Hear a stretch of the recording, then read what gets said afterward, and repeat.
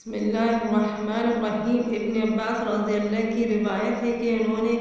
حضور صلی اللہ علیہ وسلم کو یہ ارشاد فرماتے ہوئے سنا، جنت کو رمضان شریف کے لیے خوشبوؤں کی دھولی دی جاتی ہے اور شروع سال سے آخر سال تک رمضان کی خاطر آراستہ کیا جاتا ہے۔ پس رمضان المبارک کی پہلی رات ہوتی ہے تو عرش کے نیچے سے ایک ہوا چلتی ہے جس کا نام معاشرہ ہے، جس کے جھونکوں کی وجہ سے جنت کے درختوں کے پتے اور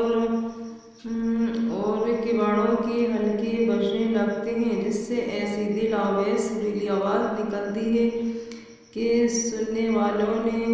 ایسی اچھی آواز کبھی نہیں سنی۔ پس خوشنما آنکھوں والی حوریں اپنے مکانوں سے نکل کر جنت کے بالا خانوں کے درمیان کھڑی ہو کر آواز دیتی ہیں، کوئی ہے اللہ تعالیٰ کی بارگاہ میں ہم سے منگنی کرنے والا تاکہ حق تعالیٰ شانہ اس کو ہم سے جوڑ دے۔ پھر وہی حوریں جنت کے داروغہ رضوان سے پوچھتی ہیں کہ یہ کیسی رات ہے؟ وہ لبیک کہہ کر جواب دیتے ہیں کہ رمضان المبارک کی پہلی رات ہے۔ جنت کے دروازے محمد صلی اللہ علیہ وسلم کی امت کے لیے آج کھول دیے گئے ہیں۔ حضور صلی اللہ علیہ وسلم نے فرمایا کہ حق تعالیٰ شانہ رضوان سے فرماتے ہیں کہ جنت کے دروازے کھول دیں، اور مالک جہنم کے داروغہ سے فرما دیتے ہیں کہ احمد صلی اللہ علیہ وسلم کی امت کے روزے داروں پر جہنم کے دروازے بند کر دیں، اور جبریل علیہ السلام کو حکم ہوتا ہے کہ زمین پر جاؤ اور سرکش شیاطین کو قید کر لو اور گلے میں توق ڈال کر دریا میں پھینک دو کہ میرے محبوب محمد صلی اللہ علیہ وسلم کی امت کے روزوں کو خراب نہ کرے۔ نبی کریم صلی اللہ علیہ وسلم نے یہ بھی ارشاد فرمایا کہ حق تعالیٰ شانہ نے رمضان کی ہر رات میں ایک منادی کو حکم فرماتے ہیں کہ 3 مرتبہ یہ آواز دے کہ ہے کوئی مانگنے والا جس کو میں عطا کروں، ہے کوئی توبہ کرنے والا کہ میں اس کی توبہ قبول کروں، کوئی ہے مغفرت چاہنے والا کہ میں اس کی مغفرت کروں۔ کون ہے جو غنی کو قرض دے؟ کون ہے جو غنی کو قرض دے؟ ایسا غنی جو نادر نہیں، ایسا پورا ادا کرنے والا جو ذرا بھی کمی نہیں کرتا۔ حضور صلی اللہ علیہ وسلم نے فرمایا کہ حق تعالیٰ شانہ رمضان شریف میں روزانہ افطار کے وقت ایسے 10 لاکھ آدمیوں کو جہنم سے خلاصی مرحمت فرماتے ہیں جو جہنم میں مستحق ہو چکے تھے، اور جب رمضان کا آخری دن ہوتا ہے تو یقین رمضان سے آج تک جس قدر لوگ جہنم سے آزاد کیے گئے تھے ان کے برابر اس ایک دن میں آزاد فرماتے ہیں۔ اور جس رات شب قدر ہوتی ہے تو حق تعالیٰ شانہ حضرت جبریل علیہ السلام کو حکم فرماتے ہیں، وہ فرشتوں کی ایک بڑے لشکر کے ساتھ زمین پر اترتے ہیں، ان کے ساتھ ایک سبز جھنڈا ہوتا ہے جس کو کعبہ کے اوپر کھڑا کرتے ہیں، اور حضرت جبریل علیہ السلام کے 100 بازو ہیں جن میں سے 2 بازو کو صرف اس رات میں کھولتے ہیں جن کو مشرق سے مغرب تک پھیلا دیتے ہیں۔ پھر حضرت جبریل علیہ السلام فرشتوں کو تقاضا فرماتے ہیں جو مسلمان آج کی رات میں کھڑا ہو یا بیٹھا ہو، نماز پڑھ رہا ہو یا ذکر کر رہا ہو، اس کو سلام کریں اور مصافحہ کریں اور ان کی دعاؤں پر آمین کہیں۔ صبح تک یہی حالت رہتی ہے۔ جب صبح ہو جاتی ہے تو جبریل علیہ السلام آواز دیتے ہیں کہ اے فرشتوں کی جماعت، اب کوچ کر دو اور چلو۔ فرشتے حضرت جبریل علیہ السلام سے پوچھتے ہیں کہ اللہ تعالیٰ نے محمد صلی اللہ علیہ وسلم کی امت کے مومنوں کی حاجتوں و ضرورتوں میں کیا معاملہ فرمایا؟ وہ کہتے ہیں کہ اللہ تعالیٰ نے ان پر توجہ فرمائی اور 4 شخصوں کے علاوہ سب کو معاف فرما دیا۔ صحابہ رضی اللہ نے پوچھا کہ یا رسول اللہ وہ 4 شخص کون ہیں؟ ارشاد ہوا کہ ایک وہ شخص جو شراب کا عادی ہو، دوسرا وہ شخص جو والدین کی نافرمانی کرنے والا ہو، تیسرا وہ شخص جو قطع رحمی کرنے والا ہو، ناتا توڑنے والا ہو، چوتھا وہ شخص جو کینہ رکھنے والا ہو، اور آپ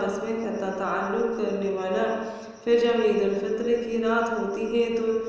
اس کا نام آسمانوں پر لیلۃ الجائزہ انعام کی رات سے لیا جاتا ہے، اور جب عید کی صبح ہوتی ہے تو حق تعالیٰ شان فرشتوں کو تمام شہروں میں بھیجتے ہیں۔ وہ زمین پر اتر کر تمام گلیوں راستوں کے سروں پر کھڑے ہو جاتے ہیں، اور ایسی آواز جس کو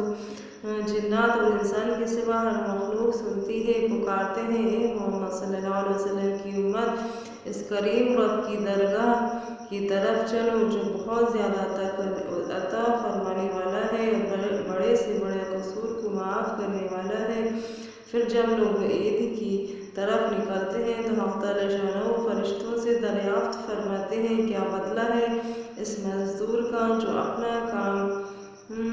پورا کر چکا ہو۔ وہ عرض کرتے ہیں کہ ہمارے معبود اور ہمارے مالک، اس کا بدلہ یہی ہے کہ اس کی مزدوری پوری دے دی جائے۔ تو حق تعالیٰ شانہ ارشاد فرماتے ہیں کہ اے فرشتوں، میں تمہیں گواہ بناتا ہوں، میں نے ان کو رمضان کے روزوں اور تراویح کے بدلے میں اپنی رضا اور مغفرت عطا کر دی۔ اور بندوں سے خطاب فرما کر ارشاد ہوتا ہے کہ اے میرے بندہ، مجھ سے مانگو، میری عزت کی قسم، میرے جلال کی قسم، آج کے دن اپنی اس اجتماع میں مجھ سے اپنی آخرت کے بارے میں جو سوال کرو گے عطا کروں گا، اور دنیا کے بارے میں جو سوال کرو گے اس میں تمہاری مصلحت پر نظر کروں گا۔ میری عزت کی قسم، جب تک تم میرا خیال رکھو گے میں تمہاری لغزشوں پر ستاری کرتا رہوں گا اور ان کو چھپاتا رہوں گا۔ میری عزت کی قسم اور میرے جلال کی قسم، میں تمہیں مجرموں اور کافروں کے سامنے رسوا اور